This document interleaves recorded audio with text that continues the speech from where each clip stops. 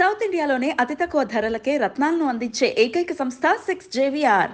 నమస్తే, welcome to red TV. నేను పద్మిని. ప్రస్తుతం మనతో పాటు neuro psychological therapist, astrologer and numerologist Madhavi గారు ఉన్నారు. మాట్లాడతాం. మాధవి గారు నమస్తే అండి. నమస్తే పద్మిని. రోజు రోజుకి అందం పెరుగుతుంది. ఏం చేస్తున్నారు? అయ్యో నారాయణ, నిజంగా అబద్ధంగా ఏమైపోయిందంటే ఇట్లా చెప్తుంటే బిస్కెట్లు వేస్తున్నారు అని అంటున్నారు. లేదండి, నిజాలు లోపల ఉంచుకోవాలా? లేదు, నేను అలా అనుకున్నాను. మీరు అనుకున్నారు.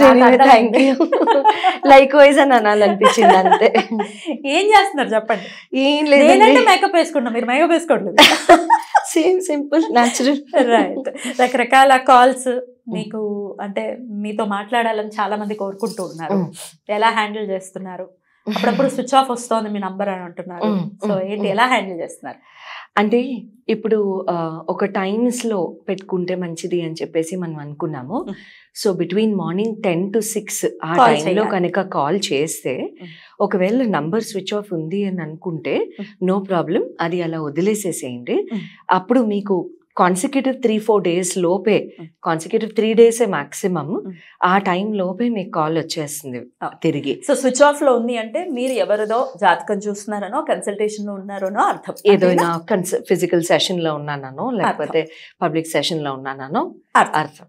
అలా అర్థం చేసుకోండి. అండ్ స్విచ్ ఆఫ్ వస్తే మీ మిస్డ్ కాల్ కూడా మేడం కి నోటిఫికేషన్ వచ్చేస్తుంది. కాబట్టి మీ నంబర్కే మేడం కాల్ చేసి మాట్లాడతారు. రైట్? రైట్.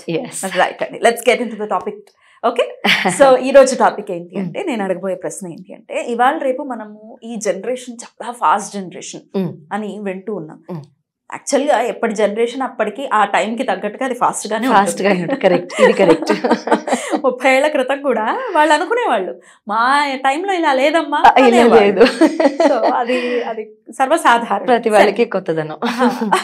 సో ఇప్పుడు క్వశ్చన్ ఏంటి అంటే, ఈ జనరేషన్ ఫాస్ట్ జనరేషన్ అన్న ఇదిలో ఉంటే గనక ఈ పిల్లలు ప్రత్యేకించి యంగ్స్టర్స్, టీనేజర్స్ ఎవరైతే ఉన్నారో వాళ్ళు ప్రైవేట్ స్పేస్ ని కోరుకుంటున్నారు. ఇది మాత్రం ఈ ఫాస్ట్ జనరేషన్ కి ఇది అప్లికబుల్. ఎందుకంటే ఒక 30 years బ్యాక్ అయితే ఈ ప్రైవేట్ స్పేస్ అనే మాట లేదు, అసలు లేదు. నా స్పేస్ నాకు ఉండాలి, నా ఇది నాకు ఉండాలి. అట్లీస్ట్ మన ఇండియన్ కల్చర్ అది కాదు. సో పిల్లలు ఏం చేస్తున్నారని పేరెంట్స్ కి ఖచ్చితంగా భయం ఉంటుంది. ఏమో వాళ్ళు అంటే ఖచ్చితంగా ఫోన్ అనేది అనివార్యం అయిపోయింది. 7th class పిల్ల కూడా ఖచ్చితంగా ఫోన్ అనేది ఉంటుంది ఈ మధ్య కాలంలో. సో ఇప్పుడు పేరెంట్స్ టెన్షన్, ఏం చేస్తున్నారో, ఏం చూస్తున్నారో, ఎవరితో మాట్లాడుతున్నారో, వాళ్ళు ఎవరితో ఫ్రెండ్షిప్ చేస్తున్నారో అనేది ఒక రకమైన బెరుకుంటోంది పేరెంట్స్ లో. వీళ్ళ నుంచి ఎలా అండి, అంటే ఒకవేళ వాళ్ళు పాజిటివ్ గా వెళ్తున్నారు, వాళ్ళంతా చక్కగా మేనేజ్ చేస్తున్నారు, బ్యాలెన్స్ చేస్తున్నారు అంటే వెల్ అండ్ గుడ్. కాదు, వాళ్ళ రూట్, వాళ్ళ పాత్ రాంగ్ వేలో వెళ్తోంది అంటే వాళ్ళని ఎలా కంట్రోల్ చేయాలి? వాళ్ళని చెప్తే వినని స్టేజ్ లోకి వెళ్ళిపోయి ఉంటారు. టీనేజర్స్ జనరల్ గా వినరు. సో వాళ్ళని ఎలాగా పేరెంట్స్ చక్కటి మార్గంలో పెడతారు? ఏదైనా ఉందా దీనికి? ఏదైనా రెమెడీ చెప్తారా? పద్మిని, ఏంటంటే ఈ మధ్య ఇలాంటివి నేను కూడా విన్నాను. అంటే గ్రూప్స్ నుంచి, ఫ్రెండ్ సర్కిల్స్ నుంచి కూడా విన్నాను. కాల్స్ కూడా, ఫ్రెండ్ సర్కిల్స్ కూడా, ఫ్రెండ్స్ గ్రూప్స్లో కూడా ఇది ఎక్కువగా వినడం జరుగుతోంది ఈ మధ్య. చిన్నపిల్లలు కూడా నా స్పేస్ నాకు కావాలని మీరు ఇందాక అడిగినట్టు, సో నాకు స్పేస్ నాకు కావాలి, ఐ మీన్ నా టైంలో నన్ను వదిలేసేయండి, ఇది మీ టైం అని మనం ఇప్పుడు అనుకుంటున్నాం. మన కాలేజీలో ఉన్నప్పుడు కూడా ఈ మీ టైం అనేది మనకు తెలీదు. ఇప్పుడు పిల్లలకి ఆల్రెడీ మీ టైం అనేది తెలిసిపోయింది. సో అండ్ ఇది మీరు అన్నట్టుగా టీనేజర్స్లో కూడాను ఇది చాలా సర్వసాధారణంగా వినపడుతున్న కంప్లైంట్, ఇష్యూ కూడాను పేరెంట్స్ దగ్గర నుంచి. సో ఈ మధ్య కాలంలో నేనైతే చాలామంది పేరెంట్స్ నుంచి నా గ్రూప్స్లో కూడా విన్నాను యాక్చువల్లీ. అండ్ కాల్స్లో కూడా కొంతమంది పేరెంట్స్ ఇట్లా వ్యక్తపరచడం అనేది జరుగుతుంది. అది ఎవరితో ఫ్రెండ్స్లో ఉన్నారో తెలియదు మనకి. వాళ్ళు స్కూల్కి వెళ్ళినప్పుడు, కాలేజ్కి వెళ్ళినప్పుడు మనకి అంత కంట్రోల్, కంప్లీట్ ఆస్పెక్ట్ మనకి తెలియదు, కనబడదు. ఇటువంటి విషయాల్లో ఏమవుతుందంటే, జాతకాలు చూసి ఒక రకంగా మనం వాళ్ళ పర్టిక్యులర్ దశలు ఎలా ఉన్నాయి ప్రస్తుతానికి ఇవన్నీ చూసి అసలు వాళ్ళ లైఫ్లో వాళ్ళు ఇప్పుడు కాన్సన్ట్రేట్ చేస్తున్నారా, స్టడీస్లో చేయట్లేదా అనేది ఒక రకం, అది ఒక రకంగా తెలుస్తుంది. బట్ అసలు వాళ్ళ ఇంటర్నల్ సెల్ఫ్ ఏంటి అంటే, వాళ్ళ టోటల్ ఇంట్రోస్పెక్ట్ చేస్తే వాళ్ళ ఆలోచన ధోరణి ఏంటి, అసలు వాళ్ళు సైకలాజికల్గా ఎలా ఉన్నారు ప్రస్తుతానికి అనేది తెలుసుకోవడానికి జనరల్గా మనం ఏం చేస్తామంటే, కాలిగ్రఫీ వాడతాము. కాలిగ్రఫీ కాలిగ్రఫీ ఆర్ గ్రఫాలజీ ఏమవుతుందంటే Padmini, it's a hand writing analysis. మన హ్యాండ్ రైటింగ్ని చూసి పర్టిక్యులర్గా జనరల్గా అవుతుందంటే జనరల్గా వరల్డ్లో మిస్కన్సెప్షన్ ఏంటంటే కాలిగ్రఫీ అనగానే సిగ్నేచర్ అనాలిసిస్ అని లేమన్ తెలియని వాళ్ళు, లేకపోతే కామన్గా జస్ట్ ఆ వర్డ్ ఒక్కటి పరిచితులు వాళ్ళు జస్ట్ అక్కడ దాకా అనేసుకుని వదిలేస్తారనమాట. బట్ అందరికీ అసలు ఈ ఫాస్ట్ వరల్డ్లో మన సిగ్నేచర్ ఎక్కడ వాడుతున్నాం? ఆ చెక్ బుక్ల కాలం కూడా అయిపోయింది కదా ఇప్పుడు ఇంటర్నెట్ బ్యాంకింగ్ రావడంతో, డిజిటలైజ్ కంప్లీట్గా. సో సిగ్నేచర్ అనేది ఎక్కడ అంత ప్రామినెంట్గా లేదు. సో ఇన్ జనరల్ సరే ఇప్పుడు మన ల్యాప్టాప్స్ వాడుతున్నాము, పిల్లలకి కూడా ఎడ్యుకేషన్లో ఇప్పుడు ఆన్లైన్ ఆస్పెక్ట్సే ఎక్కువగా ఉంటున్నాయి. సో మొత్తం ల్యాప్టాపే కొంచెం రాసుకుంటున్నారు, క్లాస్ నోట్స్ అవి ఉన్నాయి, హోంవర్క్ అవి ఉంటూ ఉంటాయి. సో మనకి ఇప్పుడు ఎంప్లాయీస్ అనుకుంటే అక్కడ మనకి అసలు హ్యాండ్ రైటింగ్ అనేది ఎక్కడ మనం వాడం, మొత్తం ల్యాప్టాప్స్ మీద వర్క్ చేస్తారు ఏ ఎంప్లాయీ సెక్టర్లో అయినా సరే ఆల్మోస్ట్. అటువంటప్పుడు అసలు మన హ్యాండ్ రైటింగ్ ఎందుకు అసలు ఇక్కడ అనలైజ్ చేయాలి, అసలు ఎలా మనకి ఇక్కడ అసలు మన లైఫ్స్లో ఏం జరుగుతుంది అనేది ఎలా తెలుసుకోవాలి అని అంటే, ఇప్పుడు కాలిగ్రఫీ చేసే వాళ్ళు అందరూ చేస్తారండి ఇది. సో ఏం చేస్తారంటే ఇన్ జనరల్ ఏదన్నా నార్మల్ ఒక పర్టిక్యులర్ టాపికో లేకపోతే ఏదైనా బ్యూటిఫుల్ లైన్స్ రాయించుకుంటాం మేము వాళ్ళ చేత. అంటే say for example me subject మీరు రాయొద్దు, ఎవరైనా సరే కాలిగ్రఫీ ఇన్ జనరల్ కాల్స్ కూడా వస్తున్నప్పుడు, లేకపోతే మీ పిల్లలు అసలు వాళ్ళ ఫోకసే లేదు, వాళ్ళ స్టడీస్లో ఫోకస్ లేదు, రాంగ్ ఫ్రెండ్షిప్స్లో ఉన్నారు అని మీకు ఒక చిన్న డౌట్, అసలు వీళ్ళు చదువుతారా, అసలు వీళ్ళు ఏమవుతుంది వీళ్ళ లైఫ్లో అనేది ఇంకో చిన్న డౌట్, ఇలాంటివి ఉన్నప్పుడు సింపుల్గా మీరు ఏం చేస్తారంటే ఒక ఫ్యూ లైన్స్ ఇంగ్లీష్లో కానివ్వండి, తెలుగులో కానివ్వండి, హిందీలో కానివ్వండి, మీరు ఏ లాంగ్వేజ్లో కంఫర్టబుల్లో, ఇంగ్లీషే రావాలని లేదండి, ఏ లాంగ్వేజ్ కంఫర్టబుల్ ఉంటే ఆ లాంగ్వేజ్ అది పేపర్ మీద రాసేసి ఒక చిన్న పారాగ్రాఫ్ రాయించండి వాళ్ళ చేత. లేదు ఇక్కడ హస్బెండ్ అండ్ వైఫ్ కూడా చెప్తా, వైఫ్ అండ్ హస్బెండ్కి కూడా చెప్తా, మీ రిలేషన్స్ చెప్తా. ఒక్కొక్కసారి కొన్ని కాల్స్ వస్తుంటాయి జనరల్గా, లేకపోతే నేను పబ్లిక్ సెషన్స్లో ఉన్నప్పుడు అక్కడ జనరల్గా అడుగుతారు, మ్యామ్ ఎంప్లాయీస్ ఒకళ్ళ గురించి ఒకళ్ళు స్టోరీస్ అల్లేస్తున్నప్పుడు, లేకపోతే పాలిటిక్స్ ఉన్నప్పుడు, ఆఫీస్ పాలిటిక్స్, అసలు వాళ్ళ మనసులో వాళ్ళ మైండ్లో ఏముందో మా గురించి తెలుసుకోవాలంటే ఎలా? ఇది కరెక్ట్ మెథడాలజీ పద్మిని. ఎందుకంటే ప్రతి వాళ్ళని date of birth, time of birth, place of birth అడుక్కుంటూ కూర్చోలేం కదా, వాళ్ళకి డౌట్ వచ్చేస్తుంది మనం ఏం చేస్తున్నాము అని చెప్పేసి. సో సింపుల్గా హ్యాండ్ రైటింగ్ అంటే ఎవరికి డౌట్ రాదు.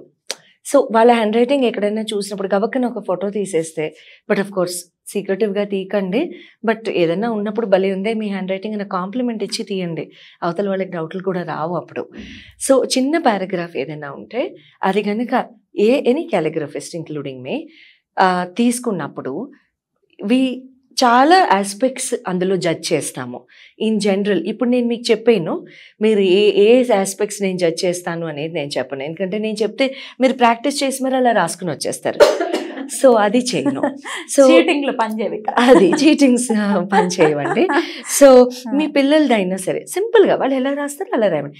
నాన్న నీట్గా రాయి అని చెప్పకండి, ఎందుకంటే పర్లేదు వాళ్ళ మూడ్ ఎంచొచ్చేమో నేను, వాళ్ళు అసలు ఏం గోత్రు అవుతున్నారో ఎంచొచ్చేమో నేను, అసలు వాళ్ళ ఇమ్మీడియట్ పాస్ట్ ఏమైందో. సే ఫర్ ఎగ్జాంపుల్ కొంతమంది పేరెంట్స్ ఇటీవల నేను మాట్లాడినప్పుడు వాళ్ళు ఇంకా పాస్ట్కి స్టక్ అయి ఉన్నారా అని నన్ను అడగడం జరిగింది. అటువంటి అప్పుడు కొంతమంది పేరెంట్స్కి గర్ల్స్ ఉన్నారు, ఇందులో బాయ్స్ కూడా ఉన్నారు, పిల్లల్ని నా దగ్గర తీసుకురండి లేకపోతే పిల్లలతో నేను మాట్లాడతాను అన్నప్పుడు అటువంటి ఆస్పెక్ట్లో వాళ్ళ ఆ గోత్రు అవుతున్నప్పుడు ఒక అవుట్ సైడర్తో మాట్లాడటానికి పిల్లలు ఓపెన్ అప్ అవ్వరు, ఇష్టపడరు కూడా, అసలు రారు కూడా, షై. ఆ టీనేజర్స్లో ఉన్నప్పుడు ఫస్ట్ థింగ్ హార్మోనల్ ఇంబ్యాలెన్సెస్ ఆ టైంలో పిల్లలు అసలు ఓపెన్ అవ్వరు. అందులో ఒక థర్డ్ పార్టీతో మాట్లాడాలంటే అసలు ముందే ఓపెన్ అవ్వరు వాళ్ళు. సో అటువంటి క్రమంలో ఇక్కడ వాళ్ళ హ్యాండ్ రైటింగ్ చూసినప్పుడు వాళ్ళు పాస్ట్కి స్టక్ అయి ఉన్నారా, అసలు వాళ్ళు ఫ్యూచర్ వైజ్ వెళ్తున్నారా, వీళ్ళకి ఇంట్రెస్ట్ ఉందా అసలు స్టడీస్లో, వీళ్ళు ఇమ్మీడియట్ ఫ్యూచర్లో ఏమైనా చేస్తారా, ఏమైనా పొందుతారా, ఏమైనా సాధిస్తారా, అవన్నీ తెలుస్తాయండి. బ్యూటిఫుల్. ఎంత యాక్యురేట్గా తెలుస్తాయి? 100%, more than 100%. Absolutely. Are you confident about it? Very very. ఎన్నాళ్ళ నుంచి ప్రాక్టీస్ చేస్తున్నారు కాలిగ్రఫీ? నేను కాలిగ్రఫీ 4th grade ఉన్నప్పుడు నేర్చుకున్నాను. 4th grade? When I was in 4th grade అప్పుడు నేర్చుకున్నాను. నేను ఒక సైన్స్ ఎగ్జిబిషన్కి వెళ్ళినప్పుడు మా నాన్నగారు తీసుకెళ్ళారు మా స్కూల్లోనే, యాక్చువల్లీ మాన్ఫోర్టియన్ స్కూల్లోనే 3 days జరిగేది మాకు. 3 days కాదు, 1 week అనుకుంటా. సో ఆ 1 weekలో ఇది జరిగిందనమాట. సో అప్పుడు మమ్మల్ని దీనికి ఎక్స్పోజ్ చేశారు. నాకు అప్పుడు నచ్చలా. పిల్లలకి ఏం నచ్చుద్ది, నువ్వు వచ్చి హ్యాండ్ రైటింగ్ రాయి అంటే మా మదర్ అయితే టార్చర్ పెట్టేసేవాళ్ళు అనమాట. హ్యాండ్ రైటింగ్కి అంత ఇంపార్టెన్స్, హోంవర్క్ చేసినా చేయకపోయినా 4 rule బుక్ ఇచ్చి అసలు అదే ఒక పని ఇలాగా చేసేసుకునేవాళ్ళం అనమాట. ఇప్పుడు అర్థమవుతుందా దానికి ఇంత ప్రామినెన్స్ ఉంది అని చెప్పేసి. హ్యాండ్ రైటింగ్ ఉంటే జీవితం అందంగా ఉంటుంది అని అంటారు, నిజమేనా? కరెక్టే పద్మిని. అసలు పోనీ హ్యాండ్ రైటింగ్ అందంగా ఉంటే అంటున్నావు. ఇప్పుడు ఎడ్యుకేటెడ్ ఉండరు కొంతమంది, అన్ఎడ్యుకేటెడ్ ఉంటారు. నో ప్రాబ్లం, వాళ్ళ హ్యాండ్ రైటింగ్ని ఎట్లా చేస్తాం? వాళ్ళు ఏది రాయలేరు పాపం. వాళ్ళ జీవితం ఎలా ఉందో ఎలా అసెస్ చేస్తాం? ఎలా? వాళ్ళ ఇంటి ముందు ముగ్గుల్ని బట్టి, వాళ్ళు గీసే గీతల్ని బట్టి, కూడా మనం చెప్పేసేయచ్చు. ఒక ఇంటి ముందు ముగ్గుని చూస్తే పద్మిని, వాళ్ళ లైఫ్లో, ఆ లేడీ లైఫ్లో ఏమవుతుందో క్లియర్గా చెప్పేసేయచ్చు. కొంతమంది చాలా అందంగా వేస్తుంటారు ముగ్గులు, వేస్తారు. అండ్ ఆ లైన్స్ని చూస్తే చెప్పొచ్చు, డెప్త్ని చూస్తే చెప్పొచ్చు, లెంగ్త్ అండ్ బ్రెడ్త్ చూసి చెప్పొచ్చు, కర్వ్స్ని చూసి చెప్పొచ్చు, వాళ్ళు ఫాలో చేసే మోడల్స్ని బట్టి చెప్పొచ్చు, రకరకాలు. అండ్ నేను టెస్ట్ చేశాను అది కొంతమంది మీద. సో చాలా బ్యూటిఫుల్గా వర్కౌట్ అవుతుంది అది. సో కాలిగ్రఫీ అనేది చాలా, అంటే ఇది ఎట్లాంటి పాస్ట్ ఉంది అని కానీ, లేకపోతే ఫ్యూచర్ ఎలా ఉంటుంది పిల్లల విషయంలో మేజర్గా ఇది బాగా వర్క్ చేస్తుంది. ఎందుకంటే వాళ్ళు చెప్పించుకోవడానికి ఇష్టపడరు. ఆస్ట్రాలజికల్గా ఒకవేళ దొరకకపోతే కాలిగ్రఫీ త్రూ కూడా మనం చేయొచ్చు, దాన్ని ఫైండ్ అవుట్ చేయొచ్చు. 100% మీరు యాక్యురసీ ఉంటుంది అని అంటున్నారు కాబట్టి. సో ఒకవేళ నిజంగానే వాళ్ళ పిల్లల విషయం గురించి తల్లిదండ్రులు కనుక ఇబ్బంది పడుతున్నట్టయితే కాలిగ్రఫీ త్రూ మీరు చెప్తాను అంటున్నారు కాబట్టి కన్సల్ట్ చేస్తే ఖచ్చితంగా దాని నుంచి వాళ్ళు, ఒకవేళ దీనికి ఆ పాస్ట్లో ఒకవేళ మీరు ఇందాక అన్నట్టుగా స్టక్ అయిపోయి ఉంటే దానికి సంబంధించి రెమెడీస్ మీరు చెప్తారా పర్సనల్గా? అబ్సల్యూట్లీ. ఎందుకంటే ఒక్కొక్కరికి ఉంటుంది, ఒక్కొక్కరికి ఒక్కొక్కలా ఉంటుంది. అండ్ ఆస్ట్రాలజీ అండ్ కాలిగ్రఫీ రెండు కంబైన్ చేసి కూడా చేయొచ్చు పద్మిని.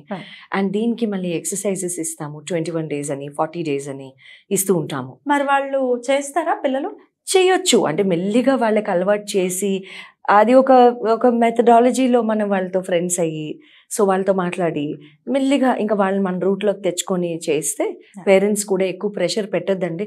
ఎందుకంటే చెయ్యి అన్నప్పుడు ఎవరు చేయరు. రివర్స్ ఇంజనీరింగ్ అప్పుడప్పుడు మనకి పనికి వస్తుంది. సో ఇటువంటి విషయాల్లో కూడా అలాంటివి చేస్తే చాలా బాగా పిల్లలు మారుతారు. Thank you so much Madhavi గారు. నమస్తే. నమస్తే.